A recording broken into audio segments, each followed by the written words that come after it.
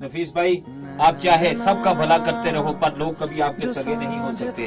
आप चाहे सबका भला करते रहो पर लोग कभी आपके सगे नहीं हो सकते। बहुत तकलीफ देता है वो दर्द जो बिना किसी कसूर के मिला हो। एक बात तो सच है कि हंसते हुए चेहरे के पीछे बहुत सारे दर्द छुपे होते हैं। दुनिया बहुत अजीब है, दुनिया बहुत अजीब है। यहाँ लोग उम्र भर के वादे करके पल भर में साथ छोड़ देते हैं, पल भर में साथ छोड़ देते हैं। अस्सलाम वालेकुम। हर पल ध्यान में बसने वाले लोग अफसाने हो जाते हैं। आंखें बूढ़ी हो जाती हैं, ख्वाब पुराने हो जाते हैं। सारी बात तल्लक वाली जज्बों की सच्चाई तक है। मैल दिलों में आ जाए तो घर वीराने हो जाते हैं।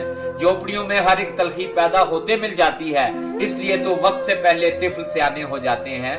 दुनिया के इस शोर ने अमजद क्या क्या हमसे छीन लिया। दुनिया के इस शोर ने अमजद क्या क्या हमसे छीन लिया। खुद से बात किए भी अब तो कई जमाने हो जाते हैं, कई जमाने हो जाते हैं।